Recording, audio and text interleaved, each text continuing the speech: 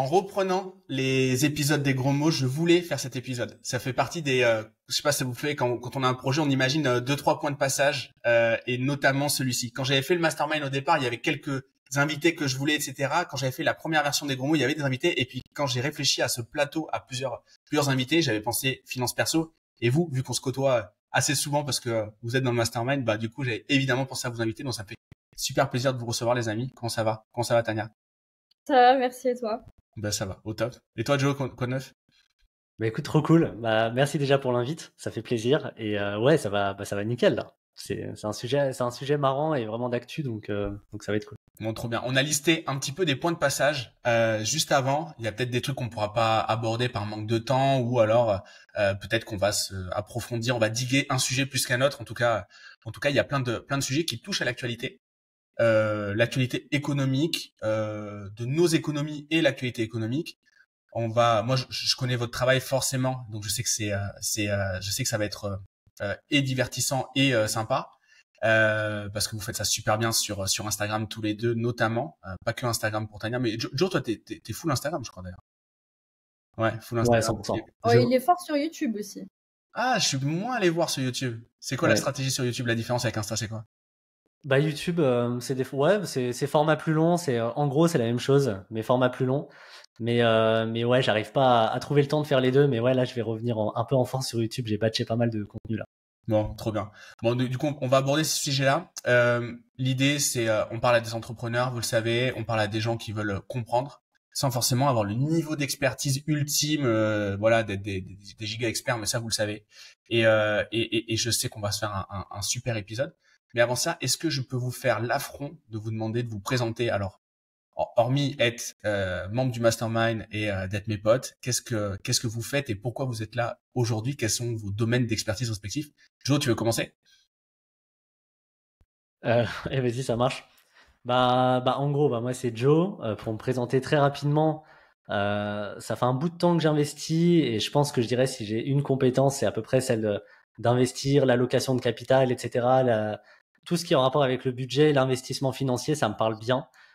Et donc c'est pour ça que j'ai fondé Boursogramme. J'ai à la base de juste raconter mon parcours. Aujourd'hui, on a une école en ligne pour aider les particuliers qui savent pas trop quoi faire de leur épargne à la placer. Et on est en train de faire un cabinet pour des plus hauts patrimoines, entre guillemets, pour avoir un truc plus pareil, avec des types de placements qui sont plus intéressants et plus sécurisés, etc. Donc voilà en gros un petit peu pourquoi je suis là. Et on s'est connus à travers du coup le mastermind Entreprendre avec Gérald. Et donc ça me fait plaisir franchement d'être dans ce podcast. Ouais, trop bien. Merci, merci Joe.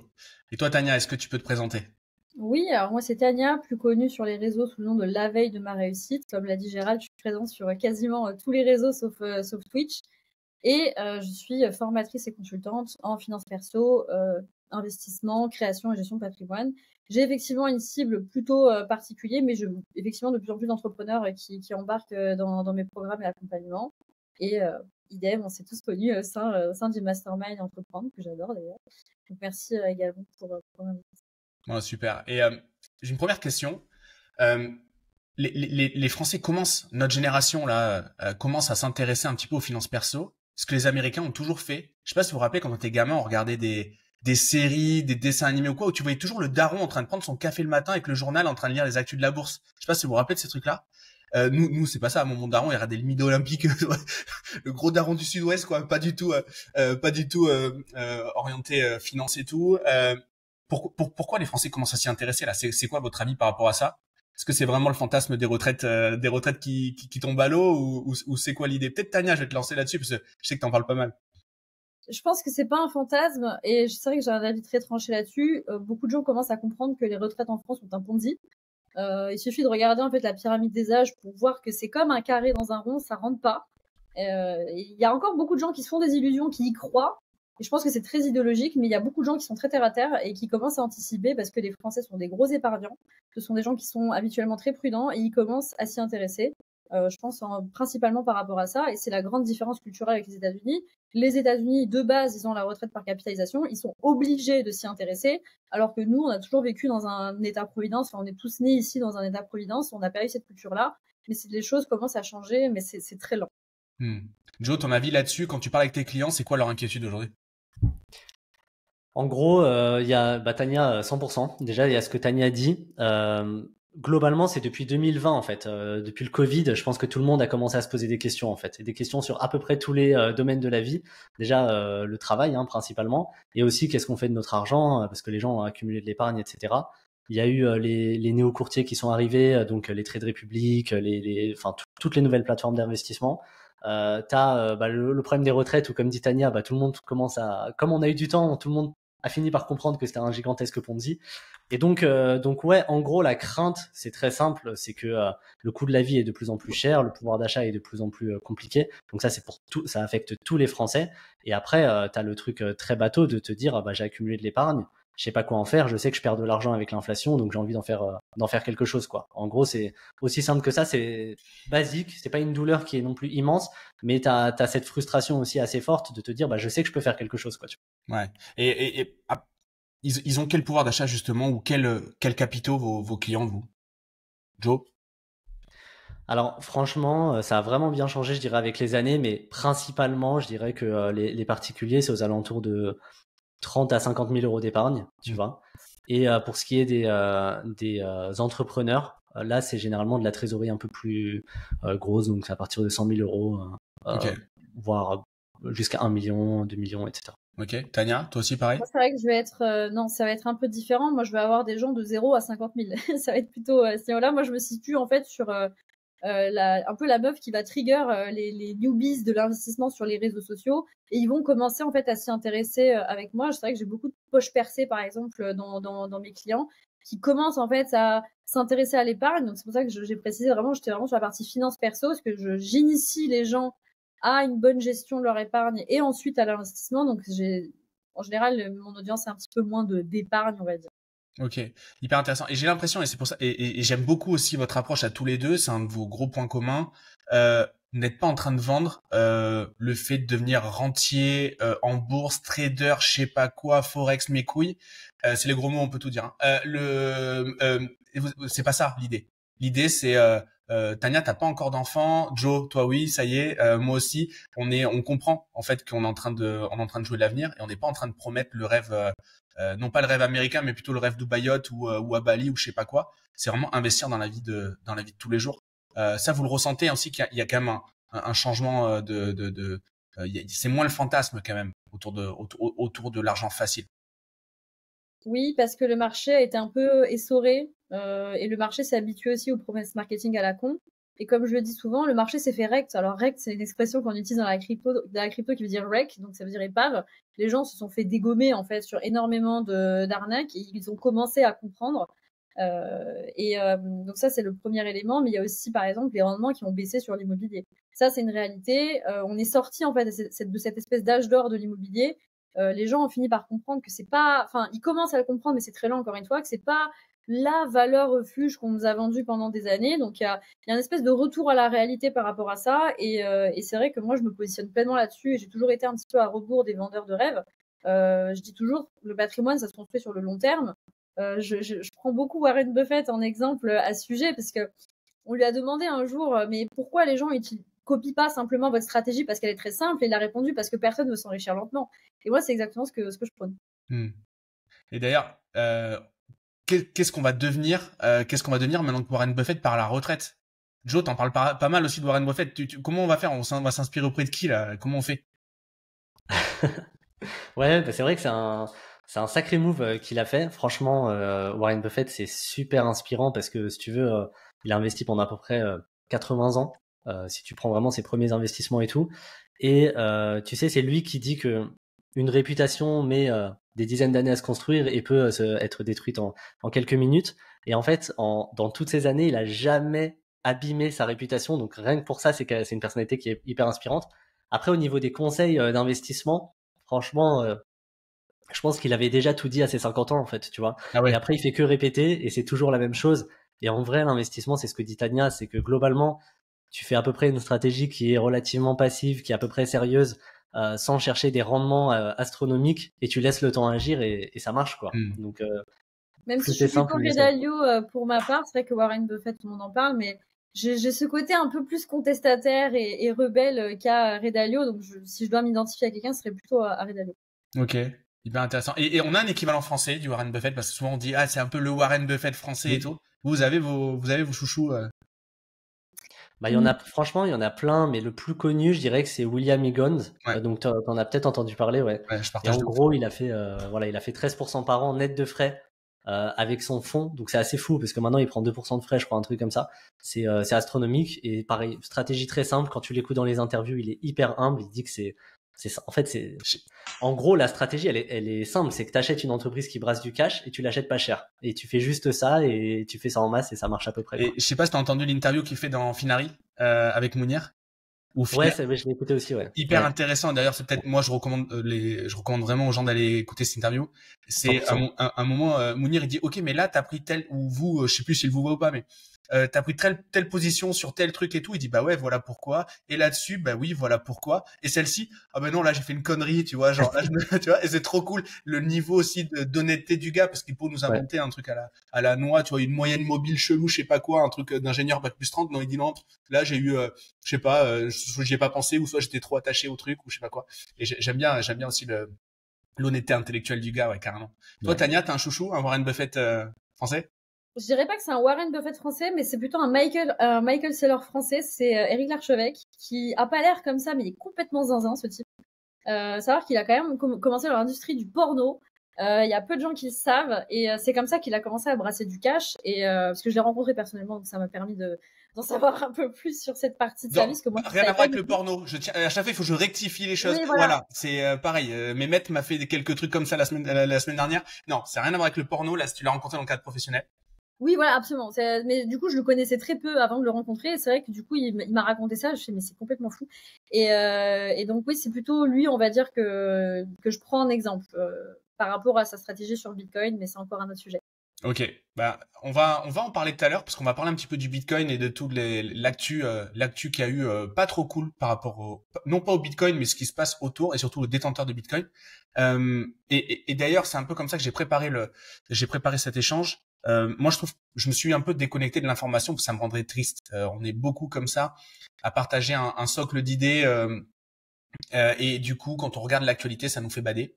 Mais la seule actualité sur laquelle je reste un petit peu connecté, bien évidemment, j'ai pas votre niveau d'expertise, etc. Mais c'est un petit peu ce qui se passe au niveau de l'argent sur des sujets macro, comme par exemple les droits de douane, on va en parler, ou alors des trucs un peu plus nichés, même si on peut appeler ça, enfin je sais même pas si on peut appeler ça niche, comme par exemple la crypto ou certains investissements un petit peu exotiques. Voilà. Donc voilà, j'ai listé pas mal de choses qui sont arrivées récemment et puis l'idée c'est qu'on puisse en débattre. Mais avant ça, vos spécialités. Joe, tu parles beaucoup de small cap. Est-ce que tu peux expliquer ce que c'est? Et puis, est-ce que c'est réellement ton unique spécialité ou pas? Ouais, bien sûr. En gros, les small caps, c'est des petites entreprises. Small pour petite, cap pour capitalisation. En fait, j'en parle beaucoup parce que moi, j'aime bien la performance. J'aime bien aller chercher la performance. Et en gros, William Higgins, par exemple, il fait que des small caps. Il est connu pour ça, etc. En gros, c'est une classe d'actifs en bourse qui est extrêmement rentable un peu depuis la nuit des temps. Et c'est à peu près logique. Nous, on est entrepreneurs, on le sait. Une petite entreprise est beaucoup plus flexible, a beaucoup plus de potentiel de croissance. En fait, on peut aller chercher beaucoup plus de rentabilité sur des petites entreprises que quand ça devient le roi Merlin, quoi, tu vois. Donc, en gros, c'est un petit peu ça l'idée, c'est de se dire, c'est quoi les entreprises qui vont avoir une forte croissance les prochaines années et qui sont déjà extrêmement rentables. Mais ce qui est intéressant avec les small caps, particulièrement aujourd'hui, c'est que, en fait, on est à un moment où il y a une telle hype sur le S&P 500, le Nasdaq, les grosses entreprises américaines, les Nvidia par exemple qui a encore sorti des résultats, etc., ou l'IA et tous ces domaines-là, il y a une telle hype là-dessus qu'en fait ça fait que toutes ces entreprises, elles sont hyper surévaluées. Et même aujourd'hui, avec les moins 10, moins 20% que ça se prend, elles sont vachement surévaluées. Et donc du coup, les capitaux ils peuvent pas être partout, donc tout l'argent est parti là-bas. Et on a des small caps qui sont extrêmement sous-évalués. Et c'est vraiment une première depuis 50 ans. Tu vois, et on a un truc qui est super intéressant. Mais sinon, effectivement, moi je suis connu parce que j'en parle, et effectivement, je trouve qu'on n'en parle pas assez de ce phénomène qui est en train de se passer. Mais oui, moi, ce qui m'intéresse, enfin, globalement, je dirais mon domaine d'expertise, c'est vraiment les placements financiers dans la globalité. Moi, je suis très mauvais en immobilier. mais la finance, ça me parle et c'est un truc qui est compatible avec mon profil. C'est-à-dire que j'aime bien mon boulot, j'aime bien que mes investissements soient passifs, que ça travaille sans que je fasse grand-chose. Et donc voilà. Et en fait, plus tu accumules d'argent, entre guillemets, plus tu as des placements qui sont vraiment très intéressants. Et les small caps, est-ce qu'elles sont intéressantes parce que c'est sous-évalué? C'est-à-dire qu'en gros, on paye moins cher que ce que ça vaut réellement? Ou alors c'est du fait qu'elles sont petites, elles ont une volatilité par rapport à la psychologie des investisseurs ou par rapport à leur actualité économique même, les entreprises, des bons choix de gestion, des mauvais choix de gestion, des bons bilans, des mauvais bilans, etc., des contraintes peut-être de l'État qui les soit qui les pousse dans le dos ou soit qui les freine. C'est pourquoi elles sont intéressantes ces small caps? Bah, en gros, les small caps, elles sont principalement intéressantes parce que elles ont une croissance qui est plus forte en fait, tout simplement. Par exemple, une small cap peut avoir une croissance de 50% par an, ce sera pas du tout choquant, alors qu'un Apple ne peut plus avoir de croissance de 50% par an, tu vois. Et la deuxième raison, effectivement, c'est que là, c'est plus, je dirais, le timing, même s'il faut pas trop parler de timing en investissement, mais c'est effectivement que ces dernières années, elles sont particulièrement sous-évaluées. Donc en fait, tu as des entreprises qui ont une forte croissance et qui sont sous-évalués. Et ça, en private equity, par exemple, ça n'existe pas parce que c'est sursaturé et tout est surévalué. Mais en bourse, c'est quelque chose qui est en train d'exister et qui est vraiment en train de se passer. Et comme tout est cyclique, il y a un moment où on reviendra à des valorisations qui seront normales. Et donc, en fait, tu fais x2, entre guillemets, juste parce que tu t'es bien positionné, en gros. Okay. Moi, j'ai une question pour toi, justement, par rapport à ça. Parce que moi, je suis pas très small cap. Et j'ai un côté... je me sens un peu repoussée et je vais te poser la question. Tu dis, aujourd'hui, le marché est surévalué sur les big caps qui accaparent la majorité des liquidités. Et le marché est débile. Et en gros, c'est pour ça que les big caps sont surévalués. Mais est-ce que tu ne crois pas que c'est une tendance de fond et que ça va continuer à durer? Et j'ai l'impression qu'on en a quand même eu un peu la preuve au moment où on a eu l'épisode des droits de douane. On a eu un énorme crash et en fait, les valeurs sont revenues quasiment à leur niveau d'avant. Ce qui, moi, m'a fait dire que le marché n'a pas compris. Il est toujours en train de surévaluer ces big caps. Et est-ce que, en fait, ça laisse vraiment la chance à ces small caps de se déployer? Bah, déjà, c'est 100% d'accord sur le fond, parce que c'est une vraie question, je pense, qu'il faut se poser. Tu as une phrase en bourse, je sais plus quel investisseur a dit ça, peut-être Warren Buffett, qui dit que les 4 mots les plus dangereux en bourse, c'est de dire cette fois c'est différent. Parce qu'en fait, tout est cyclique et tout a toujours été cyclique. C'est pareil avec les meufs, hein, juste comme ça. Ouais. Ouais, excusez-moi. Et ben voilà, c'est exactement le même principe en fait. En gros, ce qui se passe, c'est qu'avec Trump, on peut en parler sur les taxes, etc. On peut en parler parce qu'en vrai, c'est vraiment passionnant et on a tendance à être un petit peu clivant d'un côté ou de l'autre, mais en vrai, je pense qu'il faut être nuancé. Mais en fait, t'as les grosses entreprises américaines, pardon, elles sont dans l'histoire de l'humanité et l'histoire de la bourse, elles sont à un pic de surévaluation. Et je parle même maintenant qu'elles ont chuté. C'est-à-dire qu'on est au même pic que pendant la bulle Internet. Et pendant la bulle Internet, tout le monde disait que ça allait continuer d'aller jusqu'au ciel. Mais en fait, à un moment, tu as la réalité. C'est-à-dire que ton entreprise, elle est valorisée un multiple de tes bénéfices, si vraiment on caricature. Donc effectivement, on va prendre en compte la croissance potentielle, on va prendre en compte plein de choses, etc. Mais quand les multiples commencent à être trop hauts, à un moment ou à un autre, ils finiront par revenir à la normale. Parce que la croissance Apple va plus faire 30% par an, en fait. Et puis ils n'auront plus d'actions à racheter histoire de dumper leur croissance aussi. Exactement, ouais, exactement. C'est exactement ça, c'est qu'en fait, ils dumpent leur croissance en rachetant leurs propres actions, etc. Mais ils font même pas forcément des rachats d'actions qui sont stratégiques, c'est-à-dire à des moments où les prix sont bas et tout, parce que t'as des entreprises qui font ça.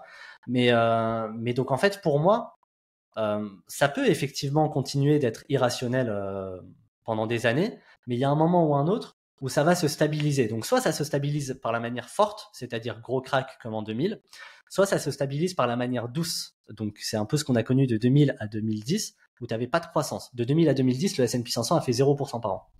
Donc moi, je regarde plutôt ce que disent les Warren Buffett, Monish Pabra et les gros investisseurs. Ce qu'ils disent, c'est qu'il y a très peu de chances que le S&P 500, les 10-15 prochaines années, fasse plus de 5% par an. Ça veut pas dire que là, en 2025, ça va pas le faire, et 2026 et 2027. Hein. Comme d'habitude, hein, c'est comme Michael Burry, tu peux avoir raison, mais peut-être que tu as raison trop tôt. Ouais. Voilà.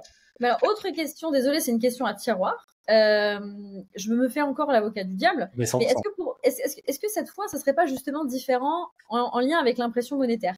Parce que justement, lors de son discours de départ, Warren Buffett a dit « Sometimes you want to hold something else than dollar ». Parce qu'il y a un véritable problème avec le dollar, c'est la dette. Il y a une impression monétaire qui est quand même assez fulgurante. La M2, quand on regarde le graphe de la M2 globale, donc c'est l'agrégat monétaire mondial, enfin des plus grosses banques mondiales, enfin des plus grosses banques centrales, pardon, on est quand même sur des pics qui sont assez hallucinants. Est-ce que justement ça, c'est pas un nouveau critère qu'on n'avait pas avant, qui confirmerait la thèse d'un this time it's different? Alors, qu'est-ce que ça changerait pour les entreprises, le fait qu'on imprime de l'argent en masse? Bah, c'est qu'en fait, pour moi, il n'y a pas besoin de corriger si on imprime à volonté. Bah, t'es toujours un multiple des bénéfices. Plus d'argent ou pas plus d'argent, tu vois. Ça va engranger de l'inflation, ok. Mais à part ça, t'as toujours un multiple des bénéfices, on va dire, qui est supérieur à 30, tu vois. Alors que la moyenne, c'est 17. C'est-à-dire qu'on est 2 fois supérieur. En fait, moi, j'avoue, je suis d'accord avec toi. Je pense que les trucs un petit peu clichés de se dire voilà, la plus grande crise de tous les temps arrive, etc. Je suis un peu contre, tu vois, cette thèse-là.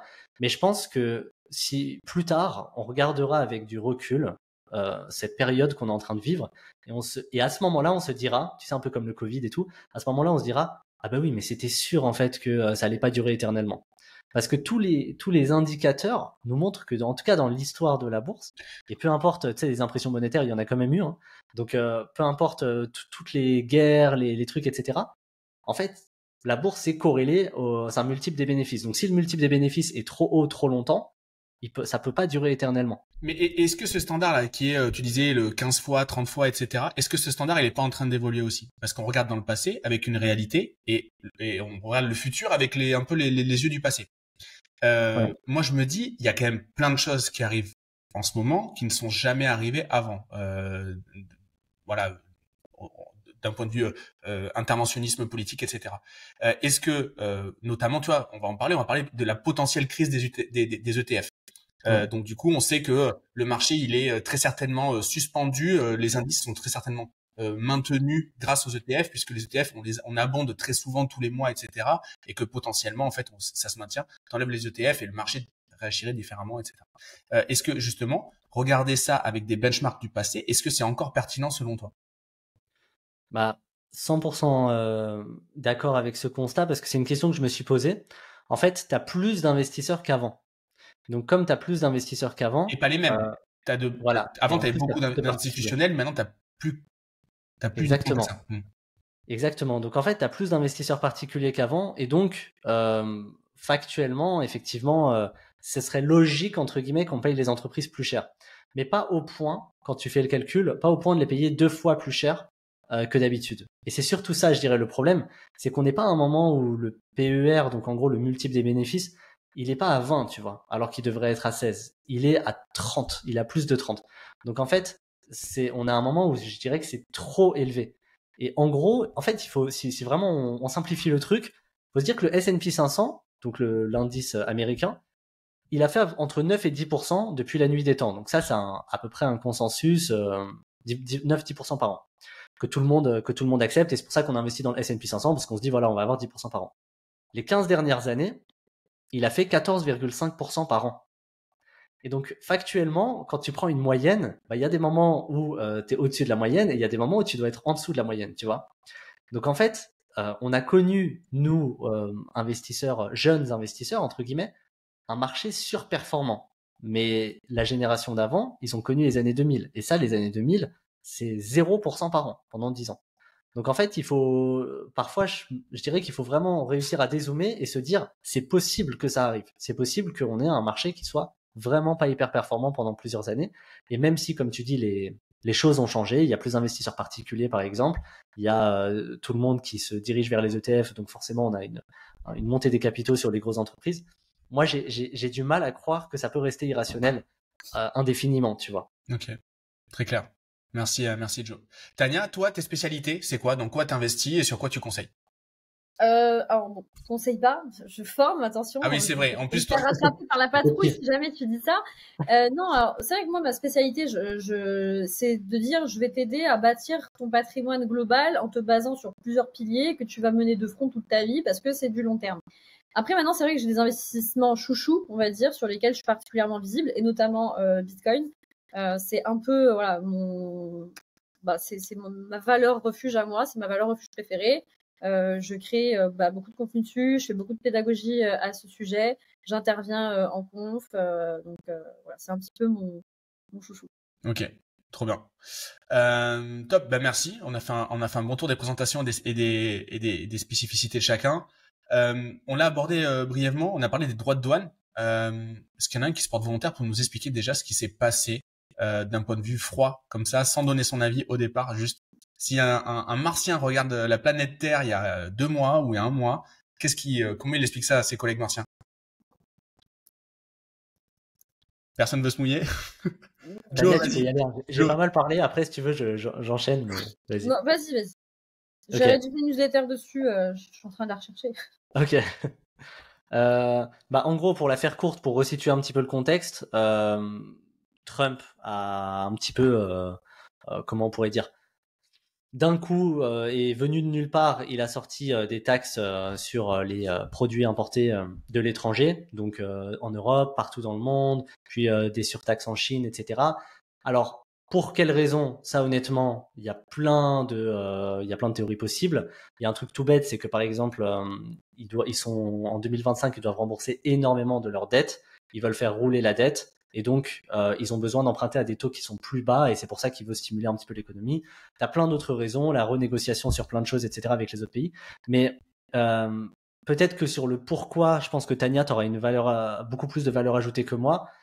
Moi, je peux peut-être donner mon avis, en tout cas, sur est-ce que ça impacte vraiment les investissements, et est-ce que ça peut créer un danger, entre guillemets, pour nos investissements s'ils sont aux États-Unis ou dans des trucs genre le MSCI World, donc, qui est globalement les États-Unis et l'Europe, quoi.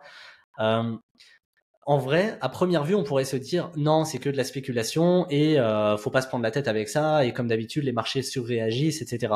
Mais en réalité, si tu creuses un petit peu le truc, si effectivement il y a des taxes douanières qui sont mises en place aux États-Unis, et ben tu vas avoir tu vas avoir un gros problème sur pas mal d'entreprises. Et à chaque fois qu'il y a eu des taxes douanières dans l'histoire, ça a été très compliqué et on a dû c'est le principe de l'entrepreneuriat, mais les entreprises ont dû trouver de nouvelles solutions, toutes bêtes. Je te prends un exemple. Dans les années, je sais plus, 50 ou 60, tu as l'Allemagne qui met une taxe douanière sur les États-Unis, la chicken tax, et fait que les États-Unis, en gros, doivent payer les importations américaines coûtent beaucoup plus cher, etc. Du coup, les États-Unis, ils ont répliqué. Ils ont dit bon bah voilà, à partir de maintenant vos camions, nous on les surtaxe, et donc ils ont créé cette taxe là.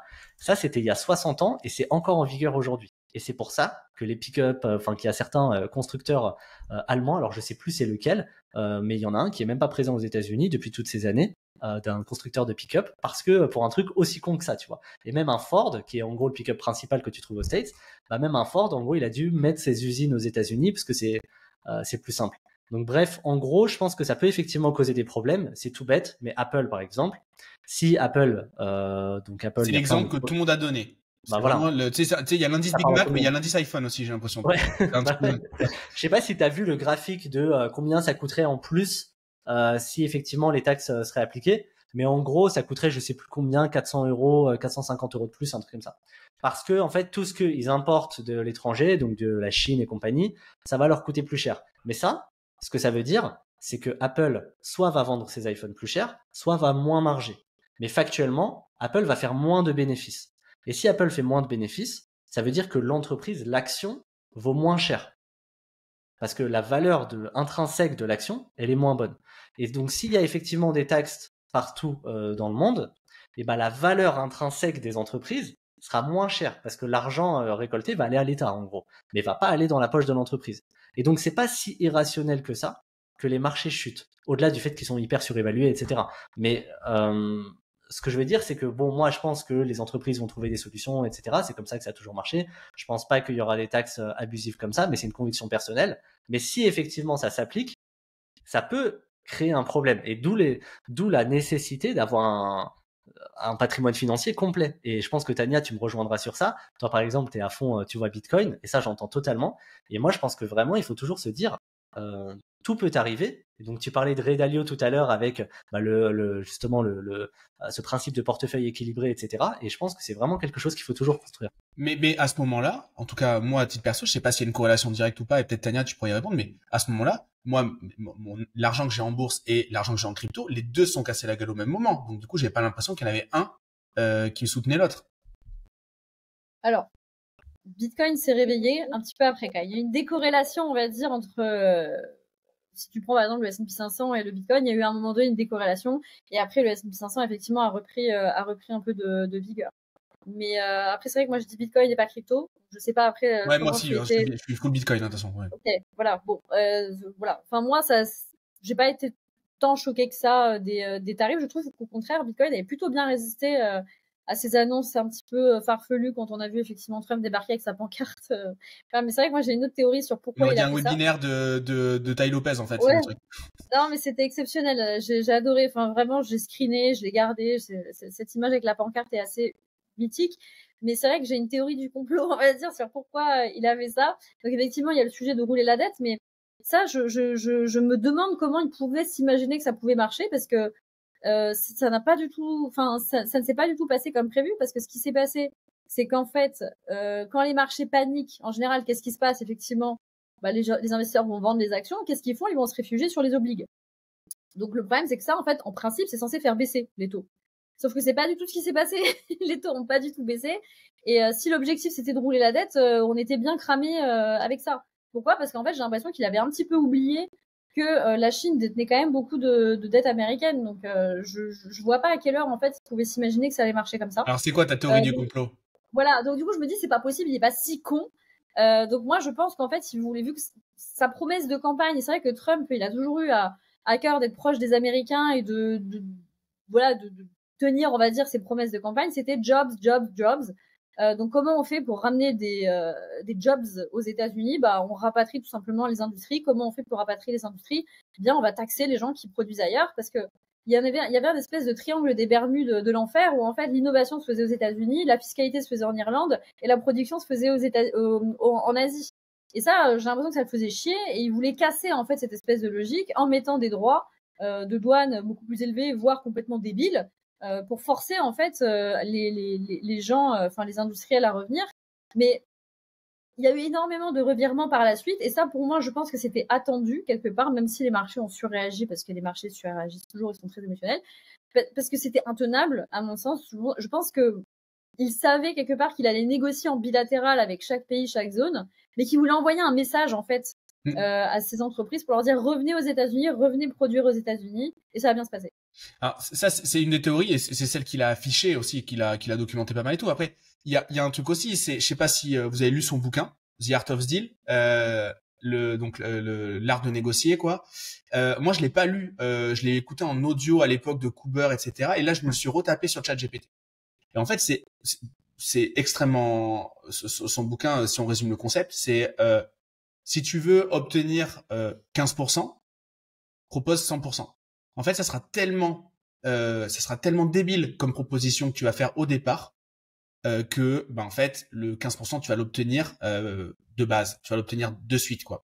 Et tu vas tordre le bras en proposant quelque chose de complètement absurde. C'est exactement ce qui vient de se passer. Il vient de proposer 100% d'augmentation des droits de douane de base, et du coup, il a arrêté de parler. Les pays sont revenus vers lui, notamment le Japon. Le Japon est revenu en disant, nous, ok, on veut bien commencer la négo à 15%.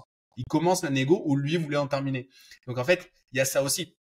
Est-ce que il a pas simplement appliqué sa méthode pour les augmenter? Et peut-être que d'ailleurs ces deux théories-là, celle que Tatania et la méthodologie, en fait, c'est la cause et le moyen, quoi. C'est un petit peu, Oui, c'est un petit peu ça. c'est le quoi pour comment l'obtenir, oui. Ouais. Après, j'ai quand même entendu, je pensais que tu allais me proposer une théorie du complot un peu plus farfelue. Moi, j'en ai entendu une un peu plus farfelue qui était, en fait, c'est ni plus ni moins qu'un coup pour pouvoir racheter des actions pas chères avec ses potes, quoi. Ils se sont entendus pour faire péter le marché et le racheter. Ça me semble un peu gros, mais surtout 15 jours après être élu, quoi. Enfin, je sais pas. Ça m'étonnerait pas, vu ce qu'il a fait en crypto. Ouais. Ah ouais, Ouais. Joe? Bah, il a fait des dingueries quand même. Il a sorti son Memcoin. Ouais. Il y a son fils qui dit absolument n'importe quoi sur les cryptos sur X. Il faut le museler, ce gars. En termes de manipulation de marché, alors je sais plus comment il s'appelle, mais quelqu'un de sa famille, je sais plus si c'était son fils, etc. Mais oui, il a dit des dingueries en mode oui, il faut acheter telle crypto, et puis la crypto se casse la gueule. Enfin, en termes de manipulation de marché, on était pas mal quand même. Joe, t'en penses quoi? Ouais, bah écoute, moi ça me paraît pas si farfelu que ça, hein, ce truc-là. Peut-être pas juste pour lui et ses potes, mais je sais que les États-Unis pensaient enfin, veulent créer un fonds souverain, un peu comme la Norvège et compagnie. Et en fait, honnêtement, je trouverais ça même très intelligent de vouloir faire chuter les marchés pour les racheter enfin les racheter en tant que fonds souverain et avoir des performances astronomiques. Et en plus de ça, enfin, ce serait très intelligent. Je pense que même j'aurais fait ça, tu vois, si j'étais à la tête du pays. Et sachant que les délits d'initiés, franchement, aux États-Unis, ils sont pas du tout punis, tu vois. Enfin, vraiment, il y a plein de choses qui sont permises. Tout le monde ferme un petit peu les yeux. C'est un truc qui me paraît pas si farfelu que ça. Ok, hyper intéressant. Et à un certain moment, moi, je me suis quand même posé la question, même si j'essaie de pas trop regarder mes comptes en bourse et en crypto, j'essaie vraiment de m'y tenir. J'essaie sur le téléphone, mais voilà. Je me suis dit, à quel moment, parce que je suis pas du tout un anti-Trump, vous avez compris, même si je dois pas parler de politique, vous avez compris l'idée. Et à quel moment tes convictions tiennent encore quand tu perds 35 000 balles en 24 heures, tu vois. Alors tu les perds pas parce que t'arbitres pas, mais je me suis quand même posé la question, tu vois. Je me suis quand même posé la question de, ok, jusqu'à quand en fait je serai pas anti-Trump, quoi, parce que c'est vrai que ça fait chier au final. Bon, ça se récupère, mais enfin ça se renormalise, disons ça. Mais vous posez cette question-là vous de temps en temps ou pas? Quand t'as connu un Bitcoin qui va de 69 à 15K, tu te la poses plus. Non, moi je me la suis pas trop posée parce que c'est vrai que j'ai une stratégie extrêmement chiante. Moi, je ne vais pas, par exemple, vers ces big caps qui sont survalorisés. J'aime pas le secteur de la technologie. Je vais sur des secteurs extrêmement ennuyeux, comme la consommation courante, la pharma, ou ce genre de choses. Et en fait, les premiers jours du crash, mon portefeuille, il avait pas tant bougé que ça. Donc, l'avantage, c'est qu'il bouge pas trop à la baisse. L'inconvénient, c'est qu'il bouge pas trop à la hausse non plus. C'est quelque chose de très stable. Mais c'est vrai que les premiers jours, j'ai pas été trop surprise. C'est vrai qu'après, ça a continué à s'enfoncer un peu. Je me suis dit, oh tiens, ça bouge. Mais j'ai pas eu d'énormes vagues parce que j'ai aussi un profil qui est défensif, même si ça se voit pas. Les gens, ils doivent se dire, ah, elle aime Bitcoin, elle est complètement tarée, elle a une stratégie de dégène, alors que pas du tout. Moi, j'adore la sécurité. C'est vraiment mon axe. Moi, je veux bien dormir la nuit. Et c'est vrai que bah du coup j'ai construit mon portefeuille de façon à ce qu'il dorme bien lui aussi. Et toi, Joe, comment tu réagis quand c'est comme ça? Je pense que j'ai un point commun avec Tania, c'est que moi j'ai une stratégie quand même un peu chiante, un peu plus chiante on va dire que la moyenne, et donc j'aime bien aller chercher un peu des valeurs individuelles, etc. J'avoue que honnêtement moi je kiffe ces moments-là. C'est les moments où j'ai un shoot de dopamine quand le portefeuille chute, parce que je me dis putain bah c'est parfait, j'avais de la liquidité, donc là je vais réinvestir en masse. Et pour être très honnête, je suis même très déçu que ça n'ait pas continué de chuter, parce que moi j'étais vraiment prêt à investir beaucoup plus. Et donc tu vois, si jamais ça chute, j'essaye plutôt de voir ça du bon côté, sachant que ça remonte. Enfin, normalement si t'es investi dans des trucs qui passent, tu sais que ça remonte. Mais c'est des belles opportunités justement quand t'es en moins-value de te dire ok, en gros je gagne des années d'investissement en investissant maintenant en fait. Tu Ouais, vois, donc, bien sûr. C'est exactement ce que j'ai dit à mes élèves en leur disant si vous n'étiez pas rentré jusqu'à maintenant, ça peut être une fenêtre de tir intéressante. Vous allez en fait récupérer. Enfin, on n'a pas beaucoup d'occasions comme ça dans une vie. La précédente c'était le Covid, donc c'était quand même il y a plus de 5 ans. Enfin, il y a 5 ans maintenant. Donc c'est exactement ce que je leur ai dit. Et d'un côté, en fait, quand on est tellement sûr des fondamentaux d'un truc qu'on a étudié en long, en large et en travers, et je parle pour moi par exemple pour Bitcoin, j'ai aucun problème à le voir chuter parce que je l'ai tellement étudié, je le maîtrise vraiment, enfin je comprends exactement ce que c'est et j'en suis même plus que persuadée, j'en suis convaincue. Ça me pose aucun problème et au contraire, j'ai cette dopamine en me disant ah enfin je vais pouvoir rentrer plus facilement parce que j'ai peut-être quelques liquidités qui traînent et c'est une occasion d'en accumuler davantage. Ouais, 100%. Et c'est un truc tout con, mais tu parles du Bitcoin, une entreprise que tout le monde connaît, LVMH. Aujourd'hui en 2025, là, je viens de vérifier là pendant qu'on parlait, elle est à un prix qui est revenu au prix de début 2021, tu vois. Donc en fait, investir maintenant dans LVMH, si c'est une valeur dans laquelle on croit bien sûr, ça nous permet de gagner 4 ans d'investissement. C'est incroyable en fait, tu vois, de se dire ça. Top, top, top. On a deux sujets, je sais pas par lequel on commence. Je pense qu'on va commencer. On parle de Bayrou ou on parle de Bitcoin? Bon, Dans tous les cas, vous parlez des deux. On va dire que Bitcoin m'excite un peu plus, si je puis me permettre l'expression. Bon, on va parler du Bitcoin et on va parler de l'actualité un peu pas cool des gens qui sont clairement mis en insécurité parce qu'ils détiennent du Bitcoin ou parce qu'ils sont leur nom est étiqueté au Bitcoin. Alors il y a eu, t'en as parlé tout à l'heure, t'as parlé d'Éric Larchevêque. Quand il y a eu le pépin avec son associé, 2 jours après, j'étais avec lui à Biarritz et il nous a un peu expliqué en off, sans caméra, sans rien, ce qui s'était passé avec le GIGN. Donc c'était quand même pas cool. Et bah, c'est re-arrivé ou ça, enfin du moins ça, il y a eu une autre tentative plus récemment. Tu veux nous expliquer un petit peu, Tania, ce qui s'est passé? Alors c'est re-arrivé. Il y a quelqu'un qui a été séquestré, donc c'était à Palaiseau. Le père et associé d'un autre entrepreneur crypto qui a été enlevé en plein jour à Paris, qui a été séquestré et libéré, pareil, à Palaiseau. On a eu d'autres tentatives qui n'ont pas réussi. Idem à Paris, où on a la fille d'un entrepreneur crypto qui a failli être enlevé. Il y a quelques jours aussi à Nantes, un autre entrepreneur crypto qui a failli être enlevé. Ouais, il y a une actualité assez lourde par rapport à ça. Mais il s'agirait apparemment du même commanditaire qui en fait recrute des petites mains sur les réseaux sociaux pour faire le sale boulot et qui les rémunère quelques milliers d'euros pour aller torturer des gens. Ouais. Alors donc, du coup, la question, alors je sais pas si t'en parles, Tania, je pourrais le couper au montage si jamais tu veux pas en parler, mais t'as été impacté indirectement, je sais pas si t'en as parlé publiquement. Oui, Tu veux en parler?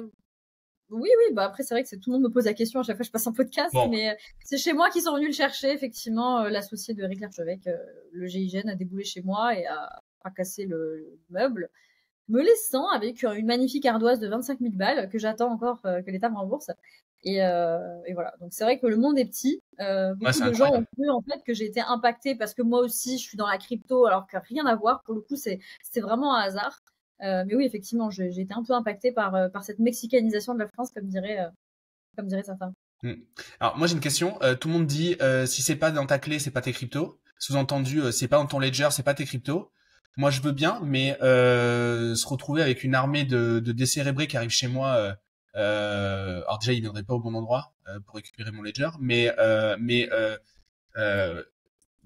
je me dis, est-ce que je préfère pas en fait un hack sur Binance, alors je suis pas sur Binance mais t'as compris, que avoir un ledger qui met en danger mes gosses quoi. En fait non, c'est pas si binaire. C'est-à-dire effectivement tu as la ledger, mais je pense que la ledger c'est ok jusqu'à un certain niveau de patrimoine. Si tu veux, plus tu vas avoir un patrimoine élevé, plus tu vas prendre des mesures, on va dire compliquées pour débloquer ta thune. La ledger, je pense que c'est bien jusqu'à 10-24 patrimoine. Au-delà, il faut partir sur du multisig, donc du déblocage des fonds en multisignature, où tu vas mettre par exemple une tierce personne dans la validation du déblocage. Et ça existe. Donc ça, c'est une option.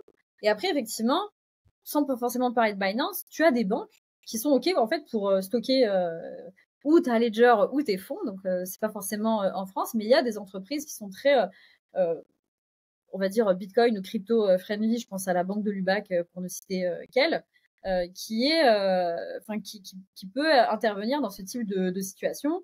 Et c'est ce que dit Eric, pour le citer encore une fois, il dit, moi, on a beau arriver chez moi, je ne pourrais pas débloquer mes fonds en 24 heures, même si je le voudrais. Donc si tu veux, plus tu as un patrimoine élevé, plus tu vas prendre des mesures adaptées à la taille de ton patrimoine. La Ledger, voilà, comme tu l'as dit, c'est très bien, jusqu'à 10-20K. Au-delà, il faut se poser les bonnes questions.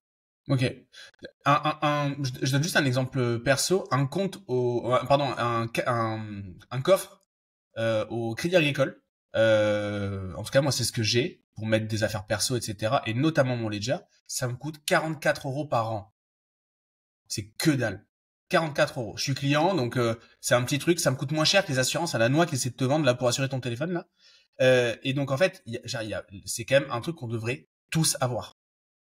Après, peu importe où est ton ledger, l'important c'est où est ta clé de sécurité. Exactement. Si tu as doublé ta clé de sécurité dans un endroit de ta maison, ils peuvent prendre la ledger, la foutre au feu et c'est pareil. Ouais, et c'est vrai qu'il y a une incompréhension du public par rapport à ça. Les gens pensent que les bitcoins sont dans la clé. Mais non, en fait, la ledger n'est qu'un artefact physique déconnecté d'internet qui permet de visualiser sa clé de sécurité de façon sécurisée. C'est tout. Donc c'est ça aussi que les gens doivent comprendre. Et après, tout est une question de confiance que tu vas attribuer à ton tiers de confiance. Et c'est toute la question de Bitcoin. Bitcoin a été créé pour se passer de tiers de confiance. Si on remet un tiers de confiance dans la boucle, quelque part, on perd la philosophie. Mais malheureusement, on est dans un pays qui se mexicanise, je le répète, donc il faut prendre des mesures aussi pour se protéger.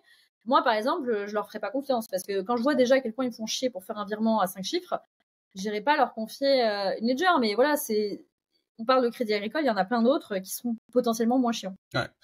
T'en parles de la mexicanisation.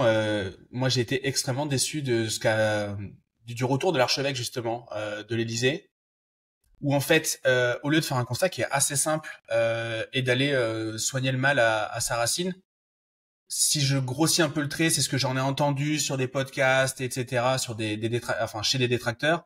En gros, ce qu'il a demandé, c'est que, en gros, il puisse passer en frais les coûts de son garde du corps. Donc, alors, est-ce qu'on veut des gardes du corps plus solides ou est-ce qu'on veut moins de décérébrés dans la rue? C'est un arbitrage. Chacun voit midi à sa porte, mais C'était un peu ridicule, hein, le niveau de réponse. C'était je condamne, je me rends sur place et je vous donne un numéro vert. Si je résume, c'est littéralement ce qui s'est passé. Donc c'est effectivement extrêmement décevant. C'est une réponse politique qu'il faut et personne n'a le courage aujourd'hui en France de l'avoir parce que c'est beaucoup plus profond que juste je kidnappe un entrepreneur crypto pour lui voler son oseille. C'est que on est des gauchistes en France et on ne veut pas construire de prison pour foutre les détraqués là-dedans et c'est très idéologique. Mais voilà, là je m'égare. C'est une histoire, c'est un Youssouf Fofana moderne en fait, ce qui se passe. C'est Ilan Halimi de 2025 en fait, ce qui se passe. Vous vous rappelez, enfin nous on était un peu jeunes je pense, mais quand il y a eu le gang des barbares, c'était quand même un truc de dingue où ils ont attrapé un gamin qui avait 20 balais parce qu'il était juif et ils ont dit vu que t'es juif t'as de l'argent. Et donc du coup voilà, en l'occurrence c'était pas du tout le cas, c'était un mec qui faisait de la merde avec des téléphones, je sais pas, il vendait des téléphones voilà, enfin je sais pas. Et au final ils l'ont enfermé et ils l'ont jeté au bord du périph et il en est mort. Ça, la France a été, et à juste titre, complètement terrifiée de ce truc-là et c'est exactement ce qui se passe là. J'ai l'impression que ça passe. Aujourd'hui les gens en ont rien à foutre. Ah non, mais aujourd'hui, ça n'a pas du tout le même impact. Il y a même des gens qui culpabilisent des entrepreneurs crypto. De toute façon, c'est des entrepreneurs crypto, on n'en a rien à foutre, ils ont réussi, ils ont l'argent de survivre, c'est pas grave, ils sont riches. Et deuxième chose, il y a quand même des gens, par exemple, Nastasia Adjadji, pour pas la citer, qui disent, en fait, ils avaient qu'à pas s'afficher, et puis c'est bien fait pour eux parce que c'est des gros spéculateurs. Je grossis le trait volontairement, mais c'est littéralement ce qu'elle a dit. Donc on en est, en fait, à un point où non seulement on a des détraqués dehors qu'on n'arrête pas, et en plus, il y a des gens qui trouvent le moyen de justifier les crimes en mode c'est pas grave, c'est parce que votre jupe a été trop courte, quoi, en fait. Est-ce que vous avez peur? Pour moi, le message, c'est cassez-vous.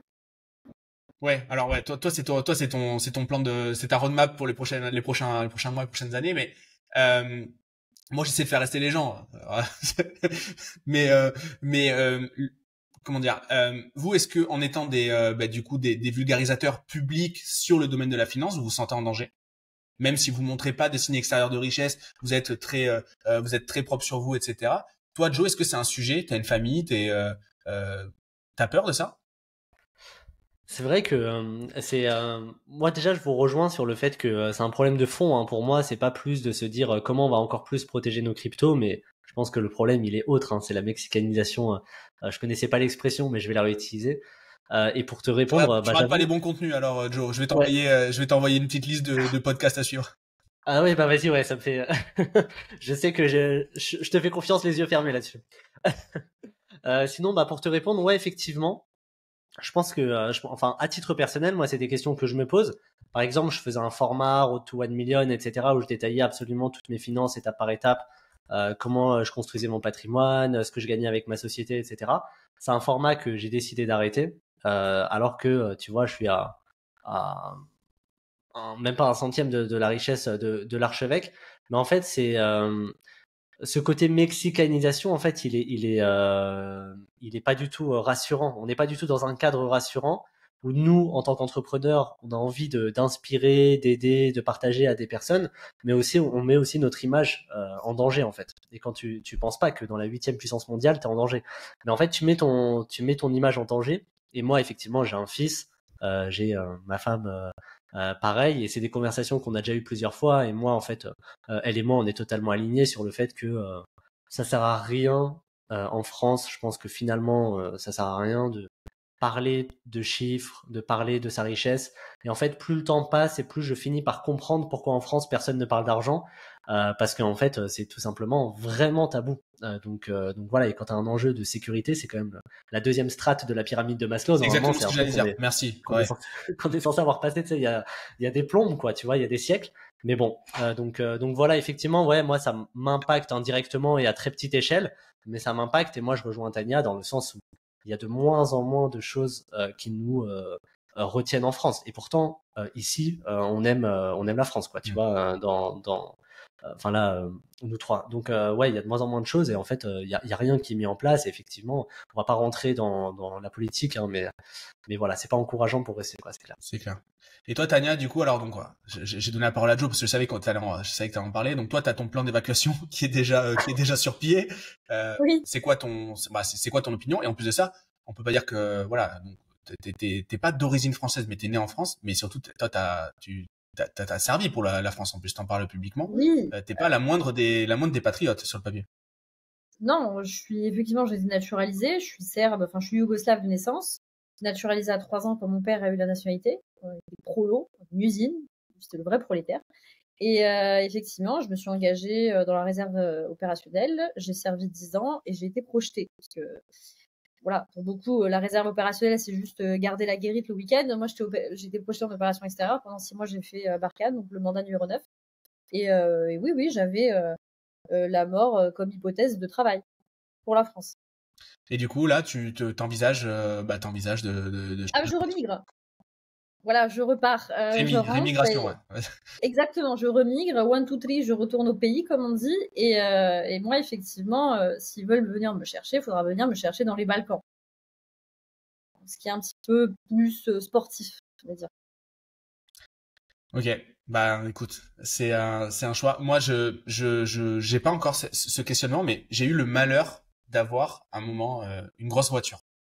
Enfin, une petite voiture, mais qui coûte très cher. Et c'est arrivé au moment où j'ai déménagé dans ma maison là à la campagne. Je suis dans un lieu hyper préservé où je suis dans un village avec peut-être 20 habitants. Et le truc c'est que les petites villes de campagne vers chez moi, mais pas que vers chez moi, c'est des villes qui ont été abandonnées par la République il y a bien longtemps. C'est-à-dire c'est des villes où il y a beaucoup de misère. Et c'est vrai que j'avais beaucoup d'inquiétude sur le fait de juste traverser le petit village qui est avant chez moi, arriver chez moi, me garer. Et j'avais vraiment peur pour mes gosses à ce moment-là. Et je l'avoue, si j'ai revendu ma caisse, c'est par rapport à ça. C'est la première fois d'ailleurs que je le dis publiquement. Et je parle d'un truc, c'est il y a 5 ans. Donc je trouve ça quand même hyper dommage. Mais c'est comme ça. Dans tous les cas, si c'était pas un risque d'agression, c'était comme tu le disais Tania tout à l'heure, c'était dans tous les cas, s'il roule avec ce genre de voiture italienne, etc., c'est que il a dû arnaquer la terre entière, ou alors Oui. machin ou truc. Dans tous les cas, que ce soit de la violence physique ou intellectuelle, idéologique, etc., dans tous les cas, ça se passait mal. Et donc tout à l'heure, hein, je vous parlais les Français sont en train de changer de mindset par rapport à l'argent parce qu'ils s'en rendent compte, etc. Mais on a quand même un gros travail à faire sur les signes de réussite, etc. C'est quand même une tannée, quoi. Ça va prendre beaucoup de temps, sachant qu'il y a quand même il y a beaucoup de gens qui croient qu'on est dans un pays libéral.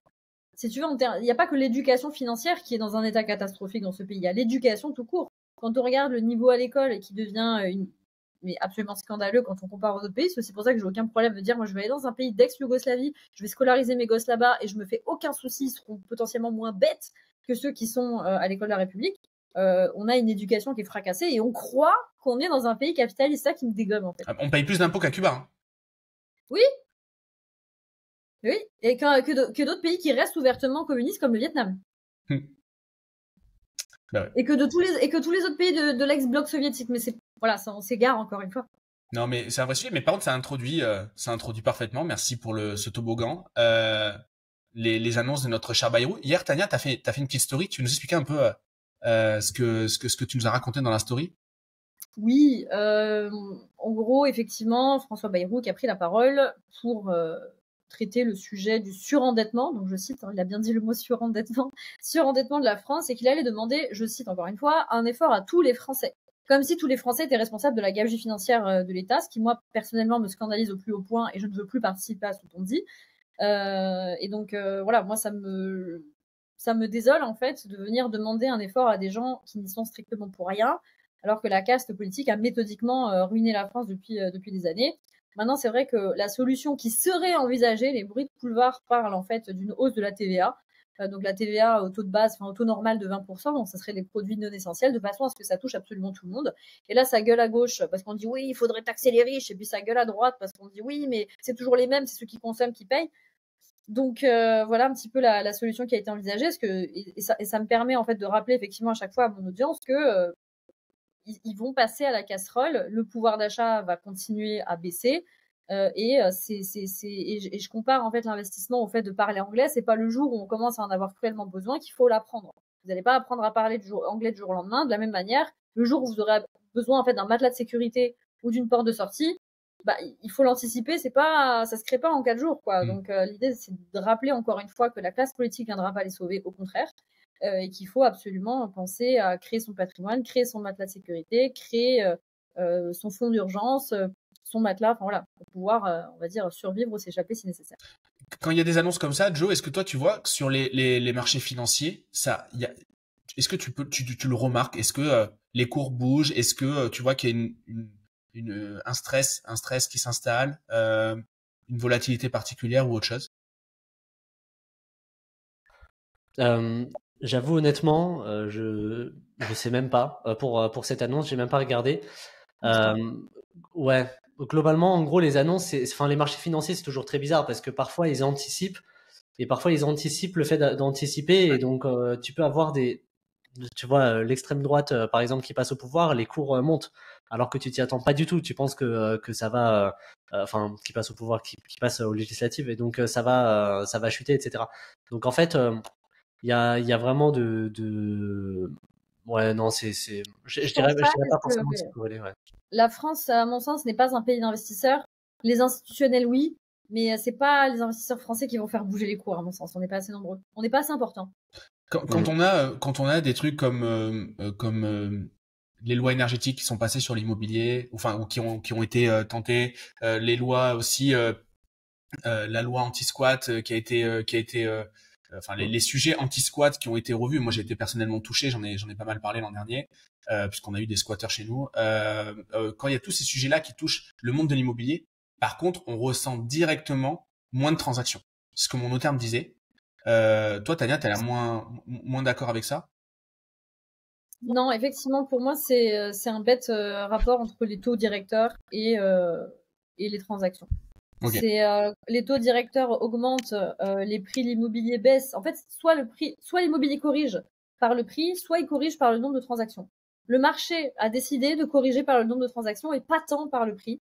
Ce qui a drainé les prix vers le bas aussi, c'est effectivement ce que tu as mentionné, les passoires énergétiques étaient plus compliqués à vendre parce que inlouables, etc., etc.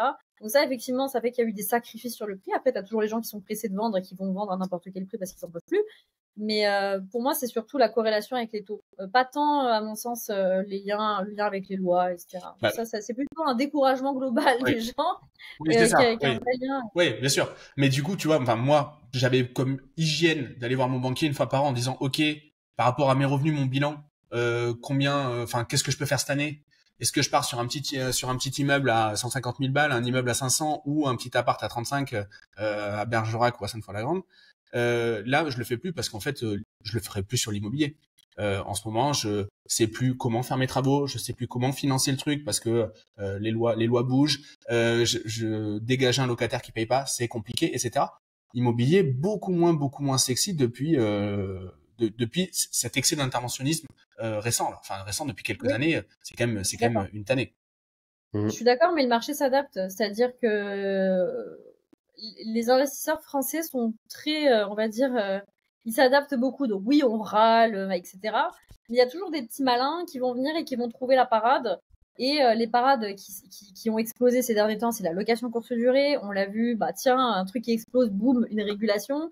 Là, il y a encore le marché s'autorégule, sur la location courte durée, ça a été saturé. Donc là, maintenant, il y a une nouvelle parade qui est en train de monter, c'est la location à des pros. Voilà, on en a marre de louer à des particuliers parce qu'en fait, le problème, on n'est pas con, on se rend compte que la surréglementation, elle est sur les locataires, qu'on va surprotéger, locataires particuliers parce que le pauvre, etc.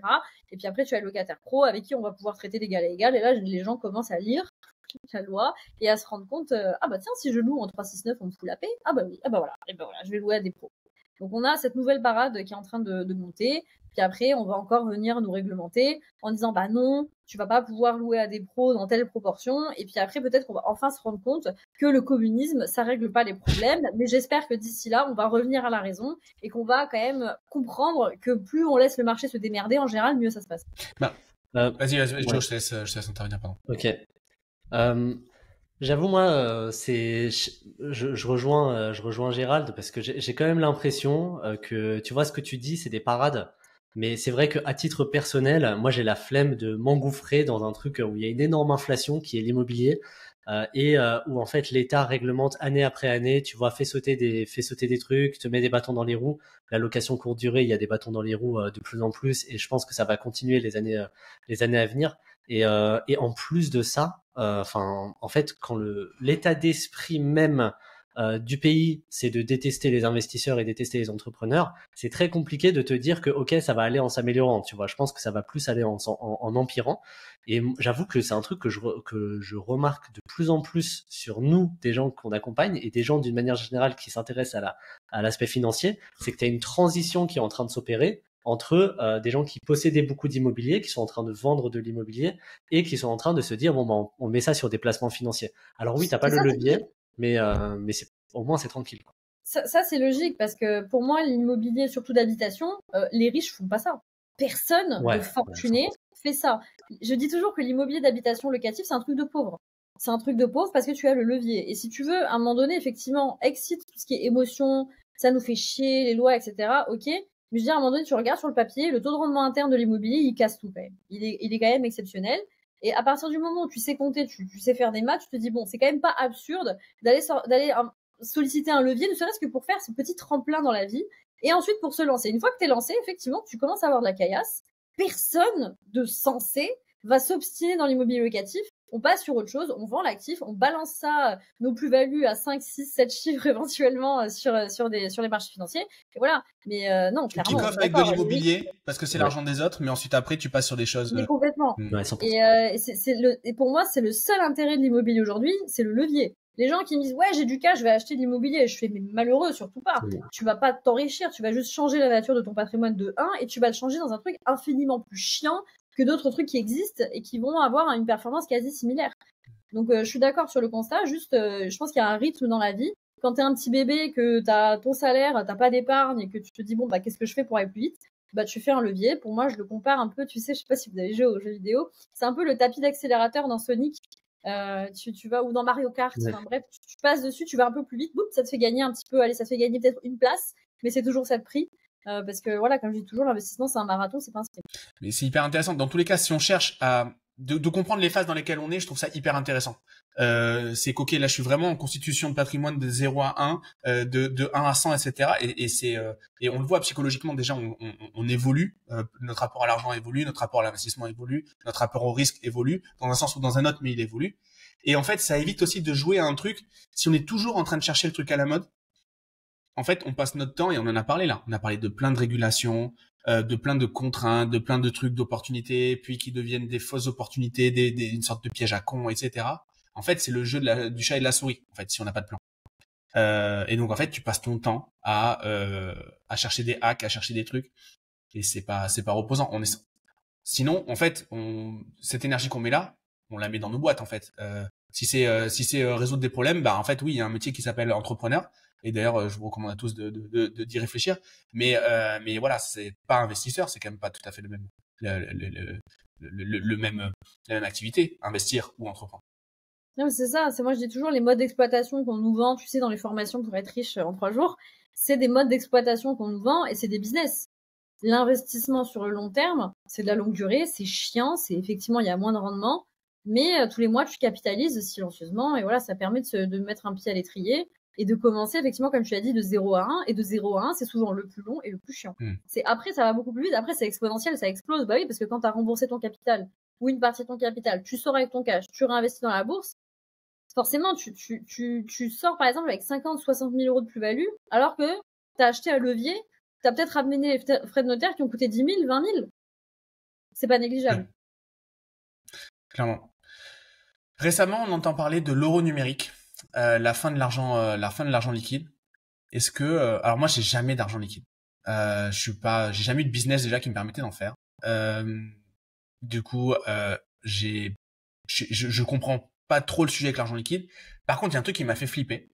C'est quand j'ai entendu que potentiellement, l'euro numérique, on allait pouvoir mettre une date de péremption dessus. C'est-à-dire qu'en gros, c'était peut-être enfin un moyen de confisquer l'épargne l'argent non utilisé pour le faire circuler. Parce que ce que détestent en fait les pays, les nations, c'est l'argent qui est immobilisé, parce que ça les oblige à c'est la dette qui permet de faire qui permet de faire bouger c'est le crédit qui permet de faire bouger l'épargne, enfin de faire bouger l'argent. Et donc plus on coffre, moins ça les arrange. C'est quoi votre avis par rapport à ça? Je vais pas m'arrêter, donc vas-y, Joe. Euh, Bah, mon avis, c'est que, comme d'habitude, on est de plus en plus à nous de trouver des solutions. Juste le truc, attends, c'est quoi ce que tu as dit par rapport à l'épargne sur lequel je voulais rebondir? La Ouais, confiscation de l'épargne. Ouais, La date de péremption. ouais, la date de péremption. En gros, déjà en France, on est des très mauvais investisseurs. Tu l'as souligné tout à l'heure, et par rapport aux États-Unis notamment, où tu as un mec sur deux qui investit là-bas. En France, je crois qu'on a une personne sur 10, un truc comme ça, qui investit, même pas. Et par contre, on est extrêmement bon en épargne. Donc en termes de solutions, effectivement, pour se dire, allez, on va piocher l'épargne, on va mettre une date de péremption, c'est une solution intelligente. Est-ce qu'elle nous arrange? Non, pas du tout. Et après, moi, de toute façon, c'est vrai que à titre personnel, ma vision, c'est que quoi qu'il arrive, le cash liquide doit toujours être investi quelque part. Qu'il y ait cette mise en place d'euros numériques ou pas, en fait, faut pas oublier que pendant la Seconde Guerre mondiale, tous ceux qui avaient du cash en Allemagne, ça valait plus rien en quelques années, tu vois. Parce que il suffit d'une énorme inflation et de toute façon, le cash ne vaut plus rien. Les dettes, c'est pareil. Les dettes, alors donc les obligations et compagnie, ça peut l'État, hein, ou les très grosses entreprises, en fonction de où on a des obligations, peuvent faire faillite. C'est déjà arrivé que des États européens fassent faillite, ce serait pas la première fois, etc. Donc sur l'euro numérique en tant que tel, bon, bah, évidemment, c'est juste intolérable, mais de toute façon, même s'il n'y a pas l'euro numérique, je pense que ça doit toujours être investi, même si c'est dans des investissements qui sont extrêmement, évidemment, peu volatiles, etc. Hein, pour, par exemple, une épargne de précaution, une épargne qui doit être de côté, mais il y a des bons du trésor, il y a plein de choses à faire très simples sur lesquelles on peut investir, mais au moins, notre argent est investi et idéalement dans des enveloppes quand on commence à dépasser un certain capital, dans des enveloppes où l'État peut pas venir récupérer cet argent, au Luxembourg et compagnie, où il y a plein de belles choses à faire, mais voilà, ouais, en tout cas, faut se protéger, faut anticiper comme d'habitude, et faut pas réagir, je pense, au dernier moment, parce que on sait que la tendance normalement ne va pas être positive, quoi. J'adore la solution de Joe qui consiste à dire, de toute façon, vous avez qu'à pas avoir du cash. Voilà, démerdez-vous avec ça. J'aime beaucoup la posture. Investissez votre cash, c'est surtout ça. Voilà, en mode, arrêtez de pleurer, investissez-le, quoi. Non, mais alors, moi, ce qui me fait rire avec l'euro numérique, c'est qu'on chie beaucoup sur la Chine, mais on fait exactement pareil. Donc, c'est quand même assez cocasse. Personnellement, j'ai envie de le souligner déjà pour commencer. Il y a quand même une dichotomie entre le beau rôle qu'on a envie de s'attribuer en Europe et ce qu'on fait concrètement. Il y a un décalage qui est gigantesque parce que d'un point de vue confidentialité, c'est un scandale absolu, l'euro numérique. Mais dans tous les cas, personnellement, oui, c'est un scandale, mais je me fais pas trop de soucis parce que ça va être tellement nul que ça va être un échec. Et je pense que je suis prête à prendre les paris aujourd'hui. On est le combien? On est le 29 mai, 17h17. Venez me voir, on en parle, mais je pense que ça va être un gigantesque bid, que personne ne va vouloir l'utiliser, et que ça va être un échec, et que ça va partir dans un musée des échecs européens, comme par exemple le Minitel. Alors le Minitel, c'était chouette. Et puis c'était français. C'était français. Oui, en plus d'ailleurs. Mais je veux dire, voilà, ça a été mignon, mais Internet a pris le pas. Mais oui, pour moi, ça va être une relique qu'on va afficher dans un musée, et pour moi, ça va être pas du tout utilisé, à mon sens, parce que l'enjeu derrière, c'est l'adoption. Moi, la question que je me pose, parce que peut-être que les gens ne cernent pas le sujet, parce que entre les monnaies, les monnaies comment dire, les monnaies physiques, c'est-à-dire les billets, les pièces, et l'argent qu'il y a sur les comptes, on est d'accord que la proportion, il y a peut-être 80 ou 90% d'argent qui est déjà numérique. Donc c'est quoi qui va changer réellement en fait, si on doit vulgariser? C'est la traçabilité. C'est la confidentialité derrière l'euro. On sait exactement où est-ce qu'il est passé, qui le détient, pourquoi. Et comme tu l'as dit, c'est quelque chose qui va être potentiellement programmable. Donc quelque part, on nous enlève non seulement notre vie privée, mais aussi notre libre arbitre.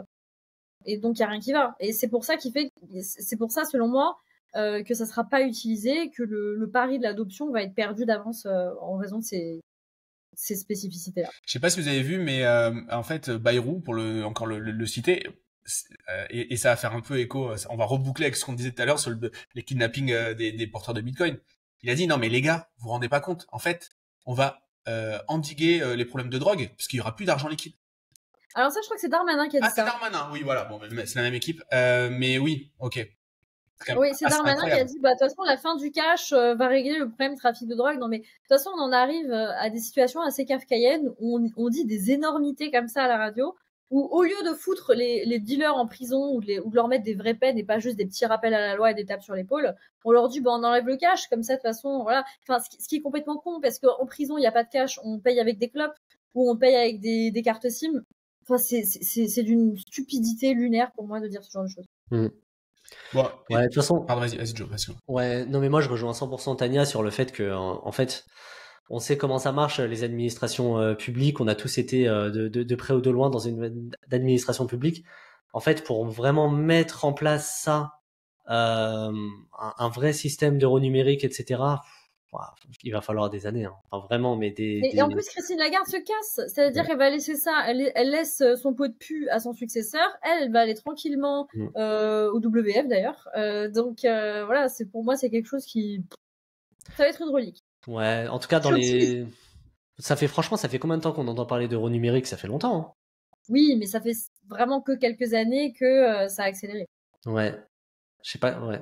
Moi, j'avoue, je suis très dubitatif aussi sur le fait que, enfin, comme d'hab, ça va aller lentement, en fait. Donc, ok, faut anticiper, mais ça arrivera pas demain. Et puis même, comme dit Tania, ça n'arrivera peut-être même jamais. Oui, et quand ça sera lancé, je pense qu'ils auront honte. Et puis, ils vont vu que le changer, ils vont l'emballer dans un autre truc, ils vont dire oui, mais non, en fait. Ouais. Et enfin, c'est toujours pareil. On s'imagine qu'on va imposer ce genre de truc à des gens dans un monde ouvert, globalisé, où en fait, moi, je prends ma punto pourri, je traverse la frontière, je suis plus en Europe. Qu'est-ce que vous allez faire? Ça me semble tellement n'importe quoi. En fait, tout ça me fait rire. En tout cas, ça démoralise un petit peu le constat là. On a donné entre les kidnappings, les lois un peu liberticides, l'argent qui peut se confisquer, etc. Il y a quoi qui nous remonte le moral là dans les prochains? C'est quoi les perspectives? Alors Tania, tu n'as pas le droit de parler. Joe,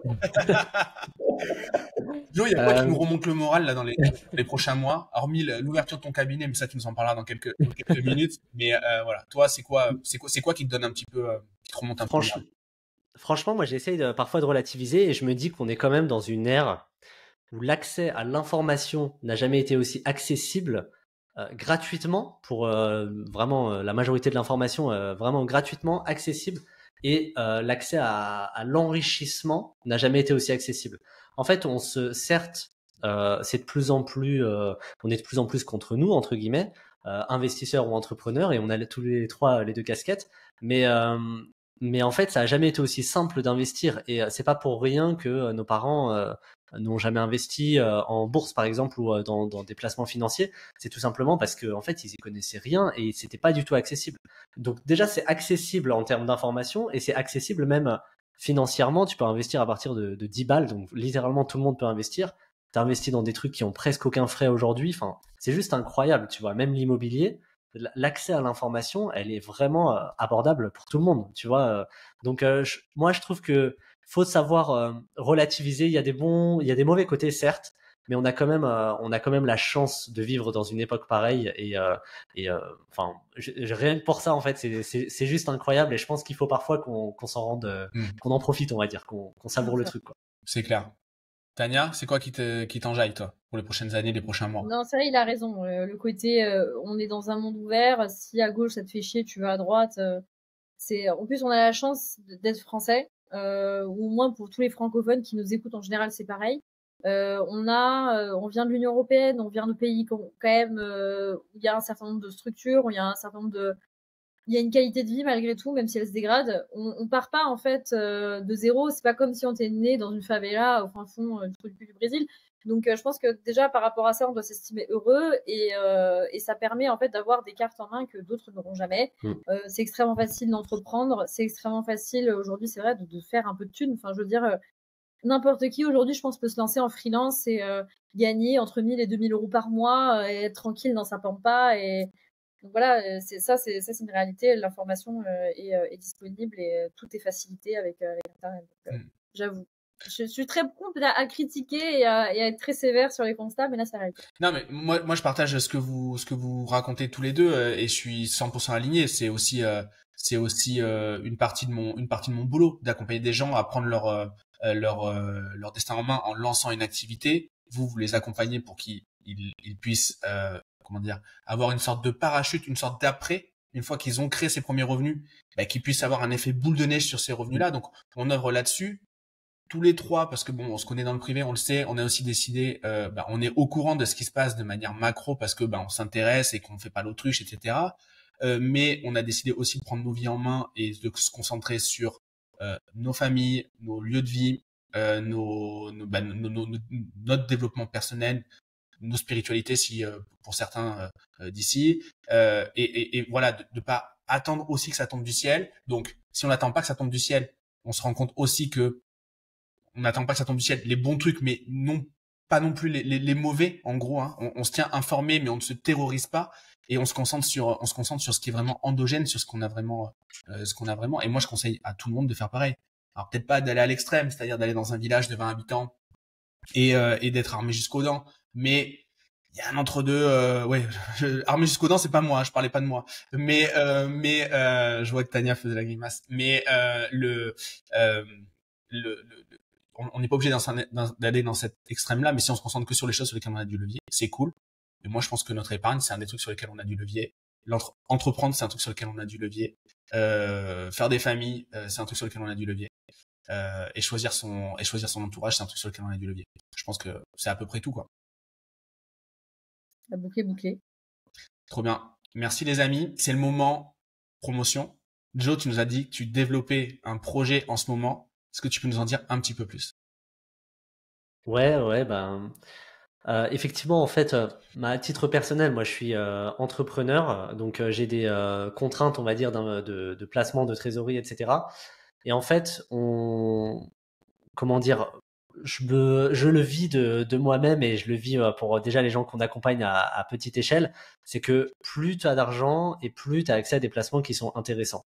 Et plus que tu l'as très bien dit tout à l'heure, en fonction de ton parcours, tes enjeux, c'est pas les mêmes. Au bout d'un moment, tu t'intéresses vraiment à la gestion de ton risque. Le capital que tu as mis des années à emmagasiner, tu as envie qu'il soit maîtrisé, tu as envie qu'il soit performant bien sûr, mais aussi qu'il soit maîtrisé. Et demain, tu n'as pas envie qu'il y ait l'État qui passe une loi et qui puisse te prendre tout ton capital. Et donc en fait, effectivement, dans ce cadre-là, bah, je me suis associé avec un gars qui est un ancien gestionnaire de fortune, un ancien aussi d'un multifamily office, etc., pour des enjeux vraiment de structuration patrimoniaux et de fiscalité. Et on est en train de développer là une offre qui va sortir dans les prochains mois, parce qu'on se rend compte que sur le marché, aujourd'hui, tu n'as personne qui adresse véritablement bien les entrepreneurs. Et on a fait client mystère chez pas mal de monde. Et en fait, les entrepreneurs sont malheureusement mal servis parce qu'ils sont mal compris. Donc effectivement, on a construit ce cabinet-là pour accompagner des gens qui auront un patrimoine net financier de plus de 250 000 euros et qui veulent structurer une vraie stratégie patrimoniale. Donc ça arrive effectivement assez vite. Trop bien. T'as une idée des délais, du calendrier ou c'est la question piège? Ouais, non, bien sûr. On sort ça le 7 septembre, ouais. Trop bien. Trop bien. Donc où est-ce qu'on peut te suivre? Donc Insta déjà pour suivre ton contenu. Est-ce que c'est aussi là que tu vas tenir au courant les gens de la sortie de ce cabinet?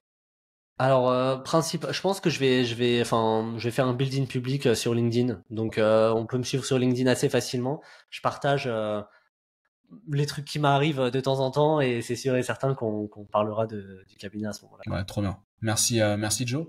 Et toi, Tania, ton actu, quoi de neuf en ce moment? Alors, moi, j'ai une offre de base qui s'appelle Booster Finance, qui est accessible à 59 € TTC par mois sans engagement, où j'aide les particuliers à mieux gérer leurs finances perso et à apprendre à investir. Et moi aussi, je travaille sur un nouveau projet d'accompagnement, quelque chose d'un petit peu plus, on va dire, haut de gamme, pour vraiment me concentrer sur le passage à l'action des gens. Parce que ce que je constate, c'est qu'ils ont beau se former, ils ont encore beaucoup de blocages, beaucoup de on va dire, problématiques personnelles qui les empêchent véritablement de concrétiser. Là, du coup, je travaille sur quelque chose qui va vraiment aider les gens à construire très concrètement leur patrimoine. Ils y échapperont pas, vu que je serai derrière eux. Donc voilà, ça, c'est quelque chose qui devrait sortir, je pense, tout début de l'été ou courant de l'été. Trop bien. Trop cool. Et où est-ce qu'on peut te suivre? Tu recommandes quoi? Sur Instagram, sur TikTok, sur X, sur LinkedIn. J'ai ma newsletter aussi sur Substack. Vous tapez La Veille de ma réussite, vous pouvez me trouver. Je suis également sur YouTube. Et voilà. Sinon, j'ai mon site officiel, laveilledemareussite.fr. Trop bien.